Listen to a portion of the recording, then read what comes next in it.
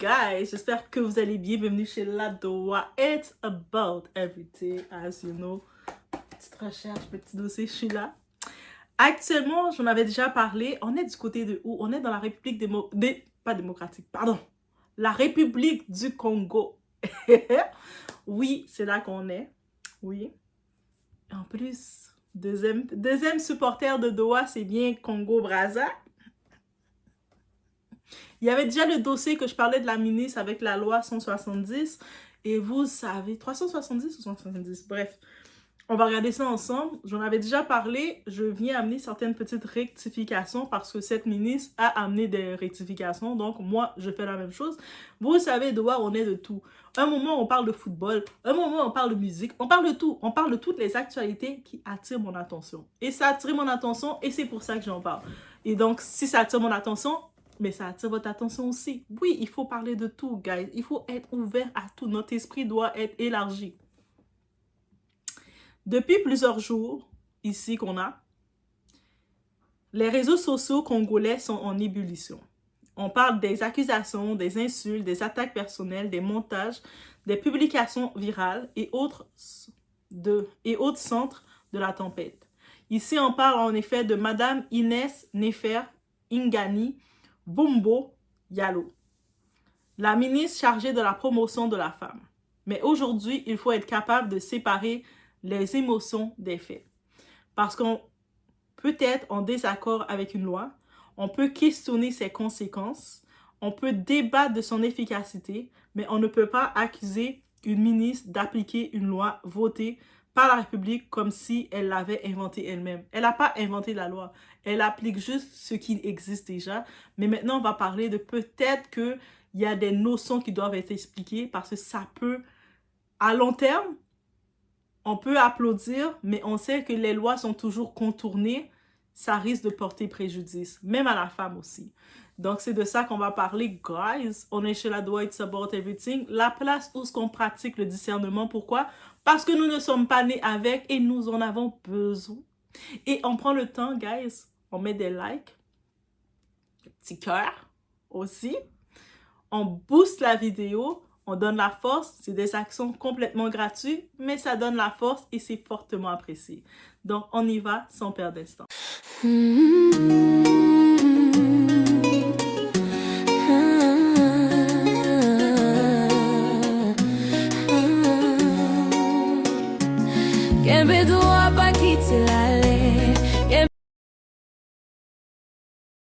Donc déjà, on va remettre les choses en place. Selon le droit de réponse publié par le ministère, Mme Gondou aurait saisi officiellement les services compétents pour dénoncer des violences conjugales et son expulsion du domicile conjugal. Le ministère affirme avoir examiné le dossier. Les services juridiques auraient considéré que les faits pouvaient relever de l'article 70 de la loi Mouébara. Donc ça, c'est eux autres, ils se sont basés selon, donc, si je comprends bien, on regarde ensemble, on est là, ça c'est les faits, selon la version d'un parti. C'est pas la version totale. Elle est venue, elle a eu des contacts, on comprend que cette personne a eu des contacts, et avec ses contacts, elle est venue dénoncer un fait, avec sa version. Et selon sa version, ils ont dit, oh, ce que tu es en train de vivre, ça peut s'appliquer sur la loi 70 qui a été votée au pays. Donc, à partir de là, la ministre a transmis le dossier à la justice avec ses contacts encore. Et c'est là que beaucoup de personnes semblent oublier quelque chose d'essentiel. Une ministre n'est pas un juge, elle ne condamne personne, elle ne prononce aucune peine, elle ne signe aucun mandat d'arrêt. Elle ne décide pas de l'incarcération non plus. Son rôle est de signaler des faits lorsqu'ils semblent constituer une infraction. Ensuite, c'est à la justice de faire son travail. Mais la vraie question est ailleurs. Et c'est ici que le débat devient intéressant. Parce que soutenir Inès Ingani dans sa mission de protection des femmes ne veut pas dire qu'on ne peut pas discuter de certaines dispositions de la loi. Ce sont deux débats différents. D'un côté, une ministre applique les textes existants, donc elle applique ce qui est là déjà et puis elle regarde face au cas. De l'autre côté, les citoyens ont le droit de se demander si certains textes méritent d'être améliorés. Un texte, une loi peut être là, mais elle peut être revisitée, elle peut être revisée pour éviter, parce que si une loi, on vote des lois pendant une période et puis il n'y a pas de changement, tout reste pareil, qu'est-ce qui va arriver? De l'abus. Le monde va apprendre à juste contourner la loi ou l'utiliser à leur avantage.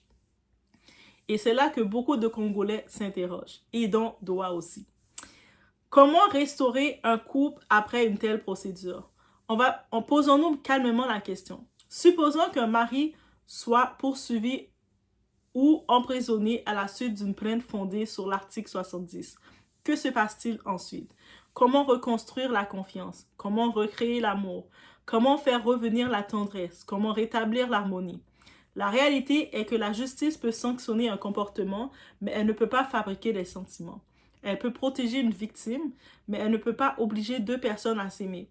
Elle peut faire respecter la loi, mais elle ne peut pas recréer une relation détruite. C'est une réalité qu'il faut avoir le courage de reconnaître. C'est-à-dire qu'une femme décide d'aller porter plainte à la justice parce que son mari l'a chassée du foyer. Oui, on va pouvoir maintenant condamner le mari en question, le faire payer de l'argent et le mettre en prison pour faire un certain temps. Ok. Mettons, le mari a fini soit de payer de l'argent, l'amende, ou soit il a fait du temps en prison. Est-ce que maintenant on va penser que ce mari-là va vouloir avoir affaire avec cette femme-là? Soyons logiques. Humainement, soyons logiques. La loi, la justice n'est pas là avec les émotions. Mais il faut, nous, en tant qu'humains, on a des émotions aussi. L'amour ne se décrète pas. Combien de couples restent ensemble uniquement pour les enfants? Combien finissent par exploser quelques années plus tard? Parce que les enfants ne sauvent pas un mariage, l'argent ne sauve pas un mariage, la pression familiale ne sauve pas un mariage. Et une procédure judiciaire ne sauve pas non plus un mariage. Lorsqu'une relation arrive à un niveau où la police, les avocats et les tribunaux deviennent les principaux intermédiaires du couple, c'est souvent le signe d'une fracture profonde. Et ça, c'est une réalité. Faut-il réviser l'article 70? Voilà le vrai débat. Un débat sérieux, guys. Un débat légitime. Ça va mettre en compte le côté relationnel dans plusieurs années à venir. Donc, si en 2026, vous évitez d'en parler, qu'est-ce qui va arriver? Dans quelques années plus tard, vous allez regretter de ne pas avoir considéré le tout parce que quelque chose va se passer dans la dynamique familiale, dans les relations. C'est un débat légitime, c'est un débat démocratique. Certaines personnes estiment que l'article protège une femme vulnérable contre un époux qui l'expulse illégalement. D'autres considèrent qu'il faudrait réfléchir à des mécanismes protégeant également les hommes confrontés à certaines situations conjugales. Une loi, dans aucun parti, on peut s'attendre à ce qu'on crée une loi démocratique dans un système, ça va juste protéger un genre. Il faut être honnête. Oui, si on fait une loi pour dire on veut protéger les femmes qui se font chasser de façon illégale, c'est tout à fait louable. Mais on ne peut pas se dire je fais une loi pour protéger les femmes, mais la loi va venir en défaveur des hommes. Sinon, du point de vue démocratique, du point de vue justice, il n'y a pas de justice. Une loi qui n'a pas de justice, c'est problématique. Donc oui, de ce côté-ci, ça doit être visé. Ce débat mérite d'exister sans insulte, sans haine, sans caricature, parce qu'une loi n'est pas sacrée. Une loi peut évoluer et doit évoluer. Une loi peut être améliorée et doit être améliorée. Une loi peut être adaptée aux réalités de la société, sachant que la société évolue. C'est ainsi que fonctionnent toutes les démocraties. Ce qu'il ne faut pas oublier. Cependant, il faut être honnête. La République du Congo, comme beaucoup de pays, a longtemps connu des situations où des femmes victimes de violences se retrouvaient sans recours. La loi Mouebara a été créée dans ce contexte. Vous comprenez? Le contexte. Pour répondre à un problème réel. Pour offrir une protection juridique à des femmes qui n'en avaient pas toujours. Ce constat ne disparaît pas simplement parce que certaines personnes souhaitent aujourd'hui ouvrir un débat sur l'équilibre global du dispositif. Le risque, personne n'aborde. Maintenant, on va aller encore plus profond parce qu'on doit penser au futur aussi. Permettez-moi de poser une question que beaucoup de personnes n'osent pas poser publiquement. Que va-t-il se passer si une partie de la population commence à percevoir le mariage comme un risque juridique plutôt que comme un engagement d'amour et de construction familiale? parce que l'expérience d'autres pays, en Occident surtout, mérite d'être observée. En Europe ou en Amérique du Nord, on constate depuis plusieurs années une baisse importante de nombre de mariages. De plus en plus de couples choisissent de vivre ensemble sans se marier. Pourquoi vous pensez? Pourtant, dans ces pays en Occident, il y a beaucoup de lois qui protègent le genre. On ne va pas dire le contraire. Étant une femme, on peut être content de ça. Mais qu'est-ce que ça crée? Il y a un autre débalancement que ça crée qu'on n'en parle pas assez concernant la famille traditionnelle, qui fait que même en étant en Occident, quand on pense à mariage, on veut avoir une vie avec un bon partenaire, on va penser à regarder un partenaire qui a peut-être la mentalité du pays plutôt que de prendre quelqu'un de l'Occident. Pourquoi vous pensez ça? Donc, parce qu'il faut comprendre que beaucoup considèrent que les risques financiers, juridiques et familiaux sont devenus trop importants en cas de séparation. Aujourd'hui, dans certains pays occidentaux, les baby showers, les fêtes des bébés, les gender reveals, de savoir si le bébé est une fille ou un garçon, et les annonces de grossesse attirent parfois davantage d'attention que les cérémonies de mariage elles-mêmes. La famille se construit, mais sans forcément passer par l'institution du mariage. Est-ce vraiment le modèle que nous voulons reproduire en Afrique? Voilà la question. Autant qu'on peut regarder, essayer de prendre les bonnes choses qui se passent en Occident, mais ça serait vraiment plus stratégique de vouloir juste tout prendre de l'Occident et retirer notre base. Parce que même qu'on est en Occident, on va rechercher cette base. Une loi peut protéger et en même temps être améliorée. Il faut savoir ça. Que les choses soient claires. Je suis favorable à la protection des femmes. Je suis favorable à la lutte contre les violences conjugales. Je suis favorable à ce que les femmes disposent de recours lorsqu'elles sont victimes d'injustice. Mais reconnaître cela ne signifie pas que certaines dispositions ne peuvent pas être améliorées.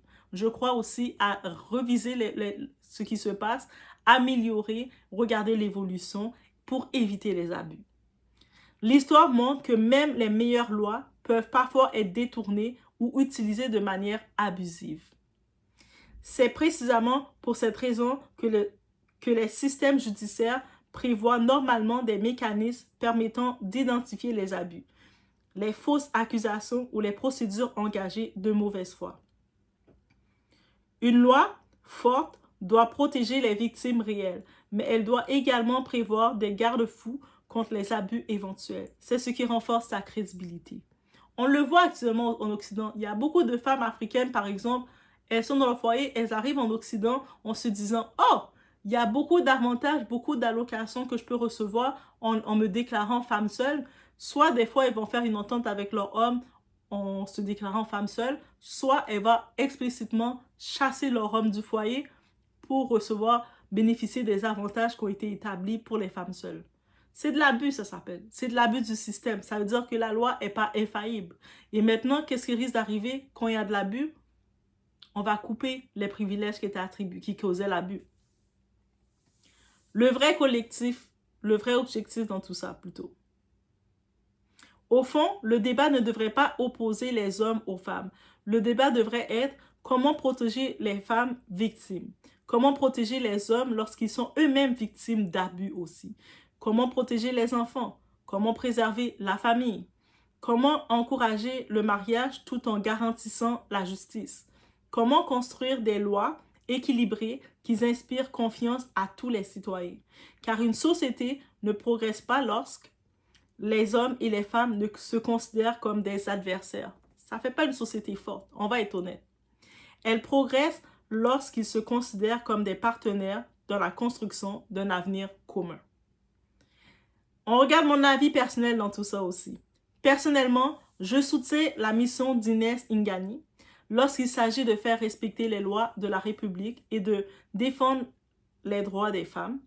Mais je pense aussi qu'aucune loi ne devrait être à l'abri du débat citoyen. La protection des femmes est indispensable, la lutte contre les violences est indispensable, mais la recherche de l'équilibre et de la justice pour tout l'est également. Les deux idées peuvent coexister. Au final, Le véritable ennemi n'est ni Inès Ngali, n'est ni Madame Gondou, ni même son époux. Le véritable ennemi reste la destruction des familles, les violences conjugales, la pauvreté, le manque d'éducation relationnelle et l'incapacité de résoudre les conflits avant qu'ils n'arrivent devant les tribunaux. Parce qu'une fois qu'un couple se retrouve devant un juge, c'est souvent que quelque chose s'est déjà brisé depuis longtemps. Dès que tu arrives, tu mets la justice dans ton foyer de couple, il n'y a plus de mougoussage, là, c'est fini. Là. Que tu sois une femme, que tu sois un homme, c'est fini. Tu es devant un juge, tu es en train d'être exposé, c'est fini. Alors qu'un couple, avant de passer devant le juge et tout, et c'était de force majeure qu'on le sait toutes, il y a le système de médiation. C'est-à-dire que tu es dans ton foyer et puis tu vois que tu as la possibilité de médiation, mais si les deux parties le veulent. Parce que tu ne peux pas faire la médiation tout seul. Tu es dans ton couple, c'est à deux. Si ton partenaire ne veut pas faire la médiation, discuter, mais c'est fini. Là, on comprend qu'on doit passer devant le juge. On comprend ça. Donc, selon vous, maintenant, vous allez me dire en commentaire, l'article 70 de la loi Moïbara protège-t-il correctement les femmes ou devrait-il être révisé pour mieux prendre en compte certaines réalités vécues également par les hommes? Pensez-vous que certaines lois familiales et conjugales devraient être modernisées afin de mieux protéger à la fois les femmes, les hommes et les enfants tout en préservant l'institution du mariage? En tant que tel, tout ça c'est pour dire est-ce qu'on abolit complètement l'institution du mariage parce que finalement c'est négatif pour les deux côtés ou pas? Laissez-moi savoir en commentaire qu'est-ce qu'il en est. On se retrouve aux prochaines vidéos.